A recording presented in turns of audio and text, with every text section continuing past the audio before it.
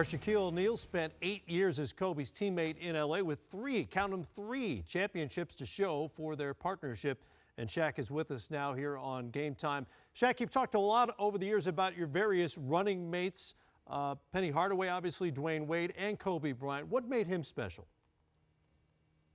I think what really made him special was his determination. You get a lot of youngsters that come in and, they have dreams. And, I'm going to do this, I'm going to do that. I can remember having a conversation with Kobe, and Kobe saying, I want to be as big as Michael Jordan, bigger than Michael Jordan, win as many championships as Michael Jordan. And me, I'm looking at the 18-year-old kid like, okay, buddy, slow down. But, as the years went on, you see his game progress. You see his work ethic possess. You see he started to develop the attitude of a leader and the champion, and I think it helped us get 3 in a row. When the Kobe statue someday goes up outside Staples Center, what pose would best represent who he's been as a player? Well, he's hit a lot of big shots. He had a lot of big plays. He had a lot of big moves. I'm not sure. It'll probably be with a follow-through. You can't give him, the fist bump thing, because that was Mike's things at first. But, Kobe brought it to this generation. The thing you do after you hit a big shot, you clutch your fist. So I would say if I was in charge, I would probably leave it guys shooting a jump shot with the pretty follow-through. And, Shaq, with that being said, how many times would you be in the huddle, late-game situation, Phil's trying to draw up a play, and you're saying you want the ball, and you always heard this voice say, no, big fella, I want the ball. Talk about those times. Well, Kobe is an all-around player. I'm just a prolific MF scorer.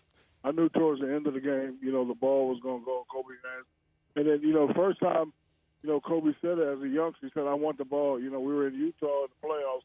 He shot 3 air balls. And if you can remember the clip at the end of the game, I went and put my arm around Kobe and said, you know what? I appreciate you stepping up, wanting to take those shots. And that showed me that, he was fearless with his game. And that showed me that, he wanted to be the guy to take the last shot. So, I never really wanted the last shot because I'm not really a shooter. So we knew who to get the ball to. Shaq, I'm wondering, in the 8 seasons that you played with Kobe Bryant in Los Angeles, what part of his game in those 8 seasons would you say specifically he improved the most? Well, everything. He worked tirelessly in the gym. He worked on his jump shot. He worked on his handle. He worked on his drop-off pass. But, again, it was good to play with somebody with a similar attitude. A guy that wants to score all the time, a guy that wants to take the game over. And I know when he got doubled, he looked for me. And when I got doubled, I looked for him. We had some other great others on our team. Big Shot Bob, B-Jaw, Rick Fox. But, when it came to me and him, we will be remembered as the most entertaining, the most enigmatic, the most controversial, dominant 1-2 punch in Laker history. With the number 1 1-2 punch in Laker history, I know people are going to say some other names, but they didn't do it to the magnitude that Kobe and myself did. That's why I put us as the greatest little man, big man, 1-2 Laker punch ever created. Shaq, what's up, buddy? It's Booz. I know who you are, Booz. I know that voice. What's your fondest memory of Kobe? We all have our own memories. Him scoring 81, him scoring 60 in 3 quarters. But you being his teammate, winning championships with him, going through the fire with him as many times as y'all did. What's your fondest memory of Kobe?